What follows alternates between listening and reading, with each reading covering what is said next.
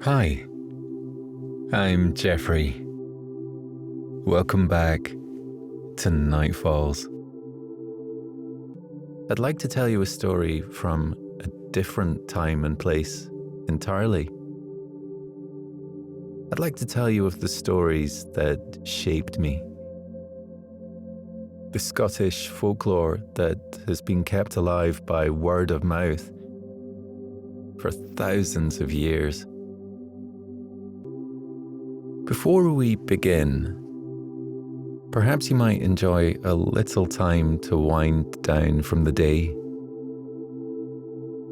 Begin by stretching out your arms and legs, however feels best for you. Send your attention to the muscles and joints that need it the most, gently easing into them as you ease yourself into relaxation.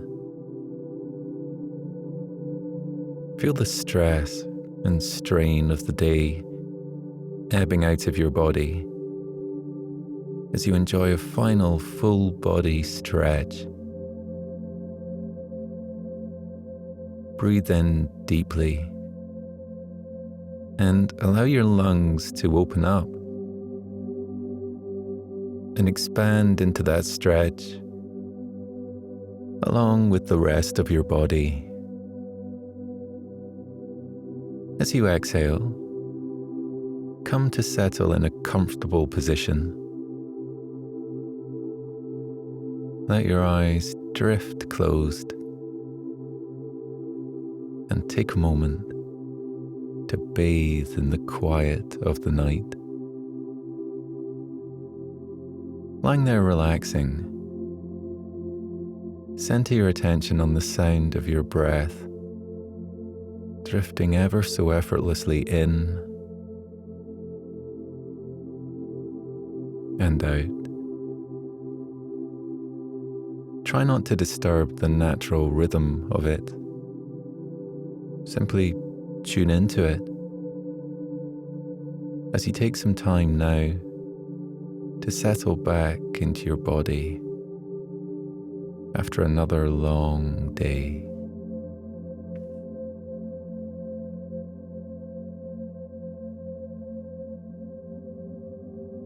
Now, draw a deep breath in and allow the quiet of the night to flow into you on the rolling tide of your in-breath.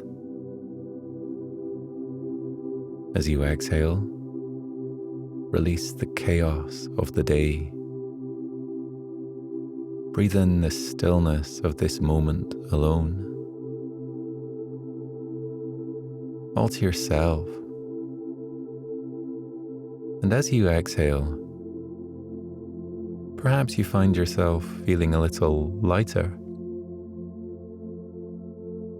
With every cycle of your breath, you grow lighter and lighter still,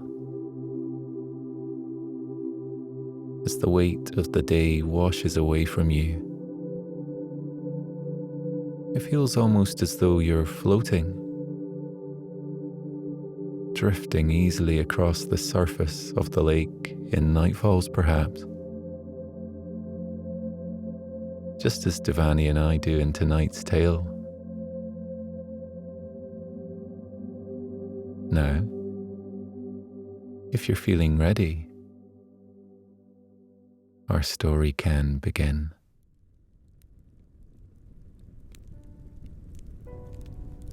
It's a funny thing, the mind. Even funnier are the thoughts that fill it, colouring every moment and giving character to each word we breathe out into the world. In the scheme of things, I hadn't known Devani long, but I knew more about her, and indeed had shared more of myself with her than I ever had with anyone else. Perhaps then the passage of time was not enough to prove proximity to a person. For that evening, having known her no more than half a year, I found that I wanted not only to know Devani's own story, word for word, from every comma to the very last ellipses that denoted her present moment. I also wanted to know every story she had ever been told.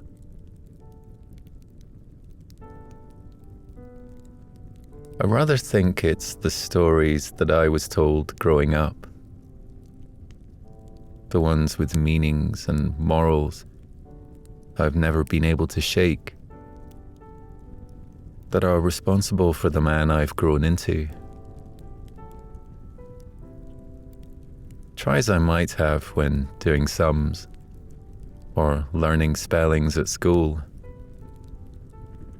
I never remembered the answers correctly on the first try. The details of a good story, however, always seem to stitch themselves into my memory. My grandfather didn't have to tell me the tale of the Loch Ness Monster twice, nor that of the Kelpies, or Fingal's Cave. I would never forget what became of the 9 Maidens of Dundee, or the tale of the Curryvreckan Whirlpool. Those tales, that folklore my grandfather made sure to pass on to me as a boy, I would take with me to the playground, to trade with my friends, most of whom had stories of their own to tell me.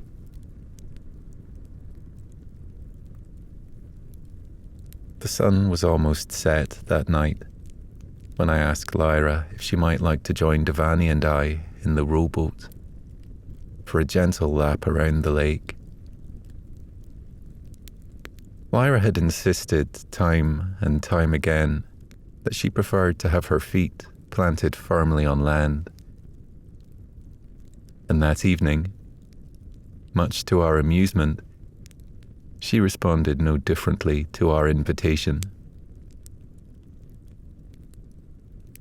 I sometimes like to imagine Lyra with roots growing from her feet and deep into the earth in nightfalls,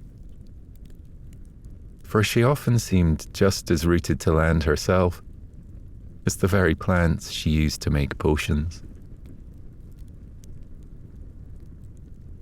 Lyra ran her hand through the tangle of her hair and called out for Otto, motioning for him to follow her as she made her way back to her cottage in the clearing below. As Otto bounded off ahead of our friend, through the ravine and towards the jar of treats she kept on the mantel for him, I pulled the boat down the beach and helped Devani into it.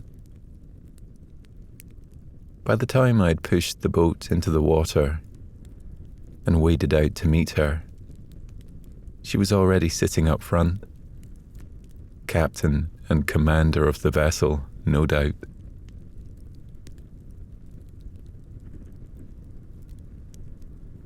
The sun gave way to the stars, and the sky began to glitter with their light once more. I rowed us out to the centre of the lake, watching the water make way for my oars over and over again until we dropped anchor.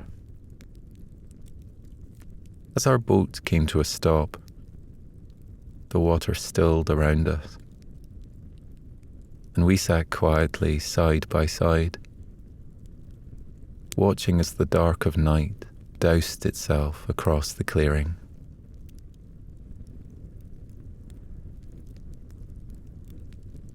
The darkness deepened, but the stars seemed only to get brighter, and after a time they began to glitter against the glassy surface of the lake.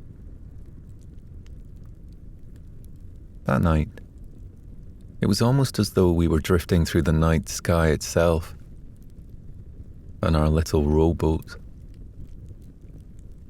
The stars shone above and beneath us as the night reeled on.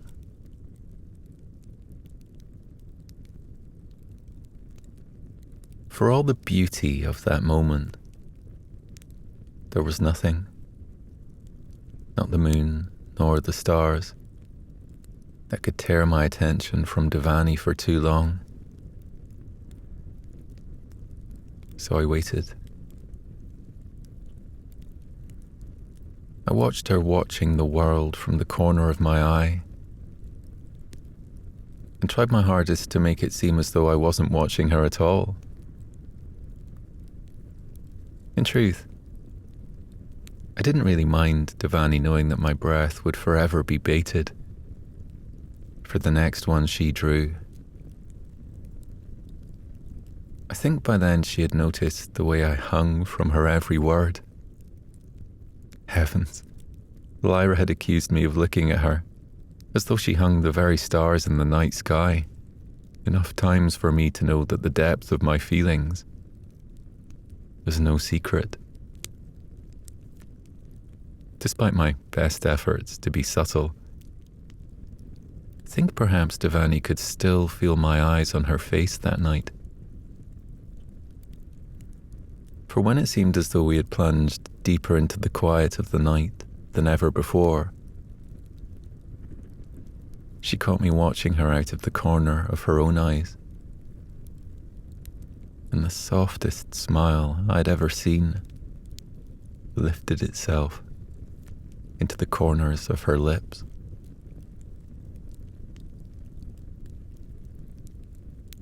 The water was so still, it seemed as though the world had stopped spinning. I remember Devani leaning over the side of the boat and dipping her index finger ever so gently into it. The moonlight rippled in rings upon the surface of the water and out across the lake. It was as though she had poked a hole into the sticky silence of that night and let in just enough air for me to draw the breath necessary to ask her, "What are you thinking about?" "Too many things to put into words," she murmured. I might have pressed her, or changed the subject entirely, but I had time. We had all the time in the world for her to put the things she was thinking about into words. So I set my oars down and waited. The boat bobbed beneath us, and the silence reeled on around us.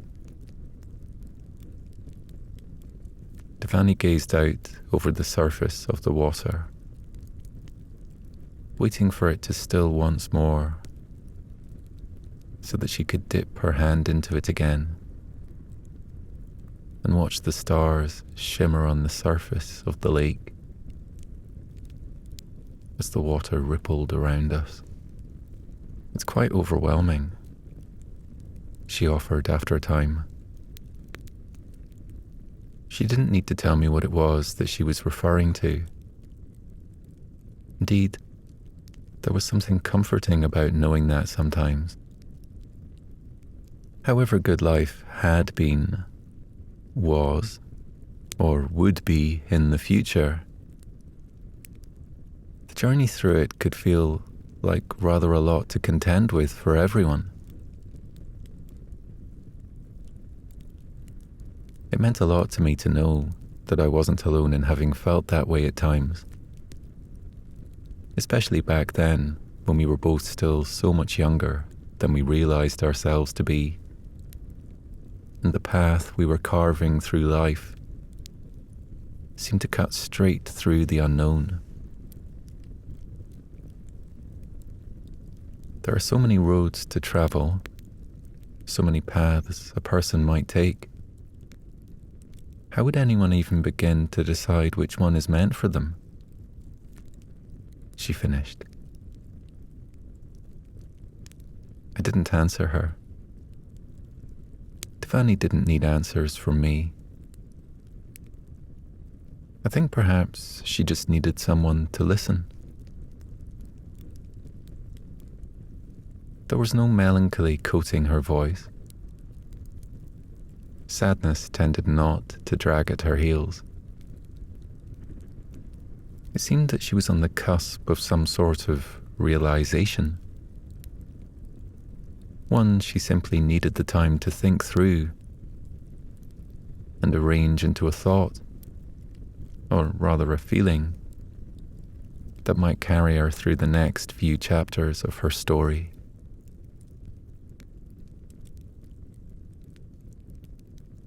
If it's of any consequence, Devani, I trust you. Sometimes even more than I trust myself, I confessed. I hope one day you can trust yourself as I trust you. Because I think if you did, then you'd know that you were on the right path. You'd trust that you'll always choose what is best for you. You know who you are, Devani. And it's one of the things I love the most about you.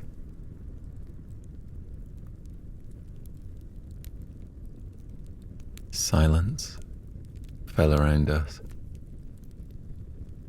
and breath by breath, I watched her shoulders release. I convinced myself that I could hear the hum of her thoughts growing quieter before the noise of them petered out altogether. Can I tell you a story? I asked into the darkness. She nodded her assent, and I began, trying to bring her comfort the best way I knew how, by telling her a story that I had escaped into 1,000 times before. This is one of my favorites, I began. I had my grandfather tell it to me over and over again when I was a boy. At a certain point, I started to know the words and anticipate the way he would deliver them. I'll tell it to you now, just as it was told to me. I know my grandfather's version of this particular tale deviates a little from the original, but I've come to think that the best folk tales, the ones that survive the ages, do so because people took a little creative license and told them in a way that their bairn could understand, in a way that taught them something about how to muddle along the road of life. I mused, clearing my throat before I began. In the water, it's near impossible to tell the difference between a selkie and the ordinary seals you might find off the coast of Scotland's Shetland Islands. The rugged islands sit due north of the Scottish mainland, and though the island's population has remained low throughout the ages, back where our story begins, there were but a handful of small, simple fishing villages peppered across Shetland's coastline. Tales of the selkie have been told across those parts for centuries. From Dublin, Ireland, to Scotland's Dundee, and right across the North Sea in Iceland, people have traded tales of the seals they saw transform into silver-haired women that danced upon the beaches by moonlight. It would be fair to assume that the selkies made their home in the waters of the North Sea, where the temperatures were low enough to keep them comfortable in their seal coats all year round.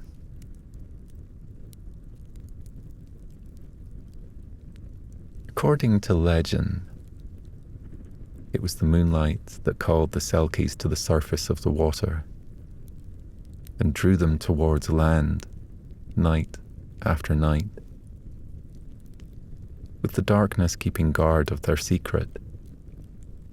The creatures would swim up the beach and step from their slick silver seal coats, transforming into what could only be likened to human women, with the same ease that one might unbutton a winter coat. The Selkies would dance on the beaches beneath the moon and the stars, as though it were what they had been put on earth to do. They say the creatures possessed a beauty as wild and untamable as the North Sea itself. So I imagine that in Shetland, where great hills roll in waves between the beaches and cliffs that border the islands, the Selkies felt right at home.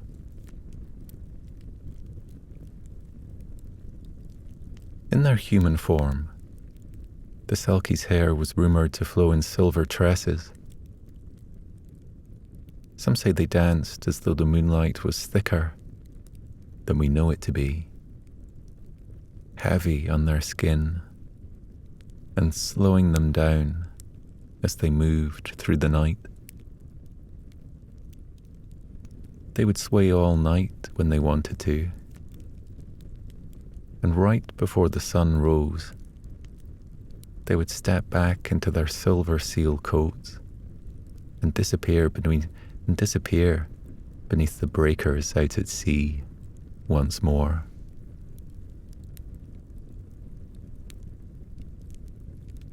I've always found there to be something rather beautiful about the lives the Selkies led. They swam deep in the depths of the North Sea by day and danced slowly with their toes in the sand by night. I think it stands as proof that there are different sides to us all. Different interests, different likes, different loves. The myth and mystery surrounding them reminds me that there will always be more to learn about the people around us. I said, trying not to look at Devani, as though I had not made it my personal mission to know everything that there was to know about her.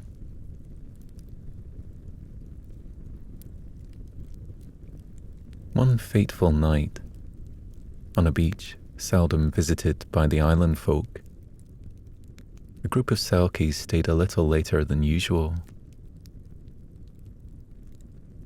The night sky had been clearer than it tended to be, and the stars seemed almost to dare the creatures to stay a little longer. The seas had roared all day long, and that night, as they danced to the tune of the waves crashing on the cliffs around them, the Selkies couldn't help but linger above land. To their kind, there was truly no greater song than that of the ocean.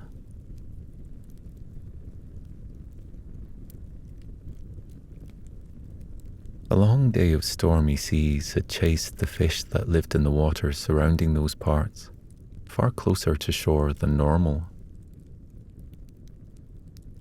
Unsurprisingly, a keen fisherman had elected to stay late in the next cove, casting his net out after dark to catch as many fish as he could.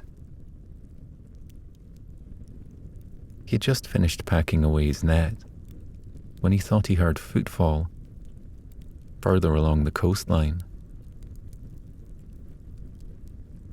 As he carried his haul home, he made it his business to look in on the quiet cove that generally went ignored in the wintertime, when the sea was wilder and the waves broke further up the secluded beach.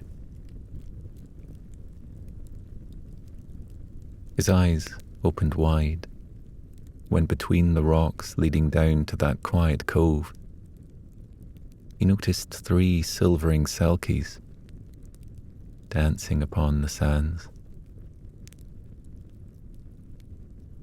He had, of course, heard whisperings of the women born to the sea, who danced across the sands at night, just to feel the evening air against their skin, just to know the moon and stars a little better.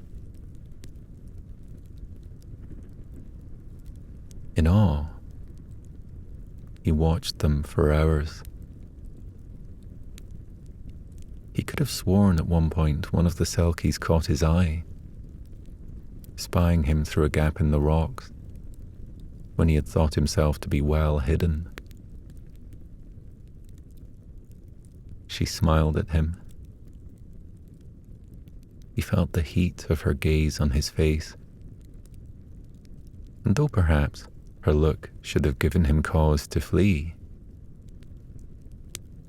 he found he could only sit by, smiling back at her as he watched her move through the moonlight.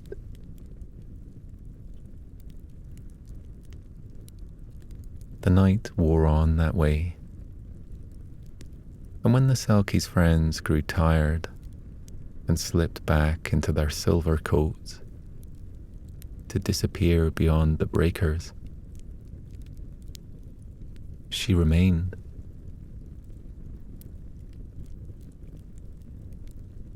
She didn't have to call out to him.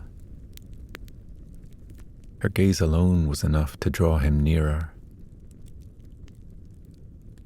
He wandered down to meet her,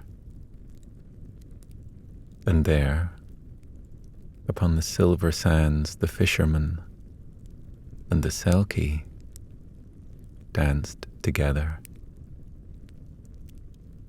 He had 2 left feet, and she got the sense that she would always be dancing to a slightly different beat to him.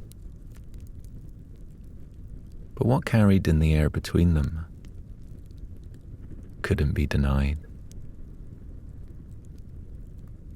It was that seldom found when searched for, soft and unexplainable thing: true love. "Marry me," he asked, breathless before her, as the rising sun threatened to steal her away from him.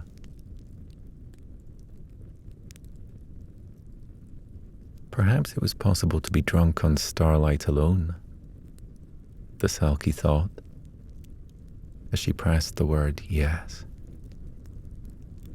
against his lips in a kiss. Together, they wandered back from the beach towards the fisherman's cottage. There, between its 4 walls, they began to build a life together.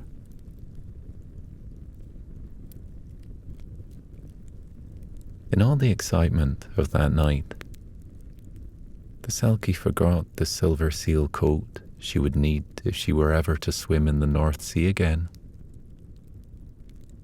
Her fisherman was not so forgetful. The same night of their meeting, before day broke, and the coat was sun-damaged forever, her love chased back down to the beach to retrieve it. He did it for her. He braved the cold that crept across the hills between dark and daybreak, because he knew how much the seal coat meant to her. It wasn't until he arrived back home that he began to worry if the Selkie might one day choose the seas themselves over the man that fished from them. In his insecurity, the fisherman stowed her silver coat in a travel chest and hid it from her in the barn beside the cottage.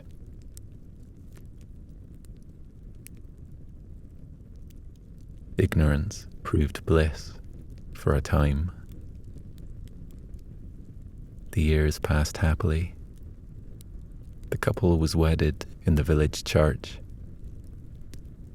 and 2 became 4 as the Selkie bore her first and second bairn. The Selkie loved her children, and she loved her husband, even when the North Sea churned, and she could have sworn she heard it calling her home.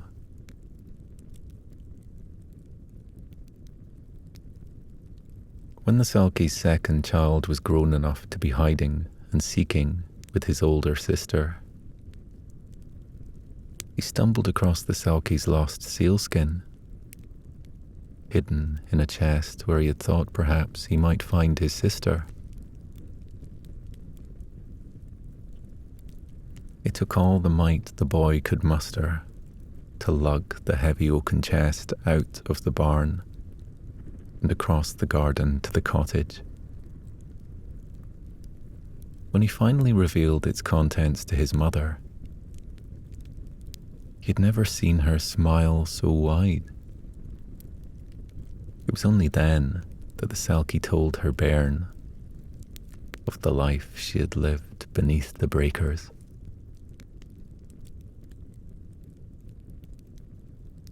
Though she thought it wrong for her husband to have kept her coat from her, she found that she wasn't angry. Fate had intended for them to meet, for her to learn to love and be loved. That night, the Selkie ran down to the beach, following the silver moonlight across the hills and down to the cove where she first fell in love with the fisherman. She knew, even as she slipped her coat back on for the first time in years, that she would return to her family again, and that she would forever chase fish into the fisherman's nets to make sure they stayed well fed. When she finally reached the water's edge, she dove into the ocean's embrace and felt it welcome her home after so long away.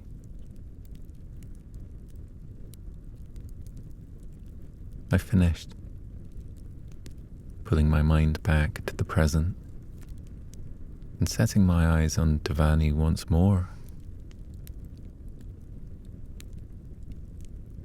My grandfather was a firm believer that life is about the journey and not the destination.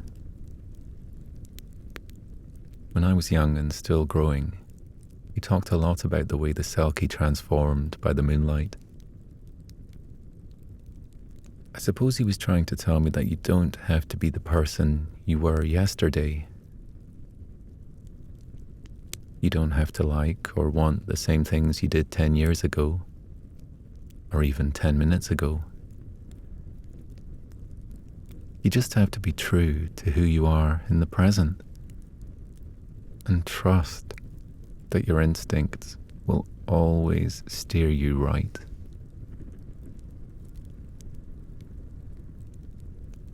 I suppose, of course, there is another meaning that could be taken from the tale of the Selkie bride. In truth, I had been away to boarding school and returned home with stories of my own to tell, before I was able to understand the second lesson my grandfather hoped to teach me with this particular piece of folklore. I was weighing up whether or not to go travelling and see the world, or to stay the course with my studies, when he insisted on retelling the tale.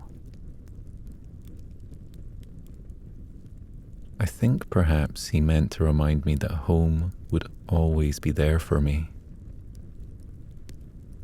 even if I set out to leave it in my wake entirely. It would always welcome me back if I needed it. The Selkie's decisions set her on a path leading far from the kind of life she had imagined for herself.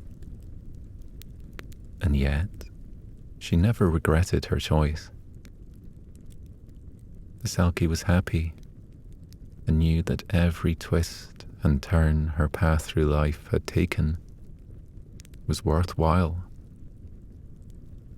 She understood that, in the end, home would always be waiting for her if she ever felt called to return.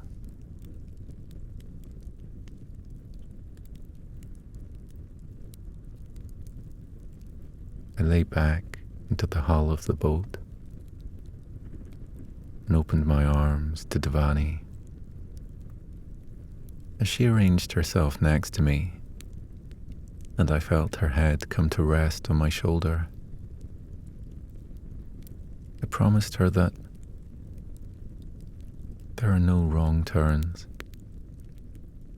You will always be exactly where you're supposed to be, headed for exactly where you ought to end up.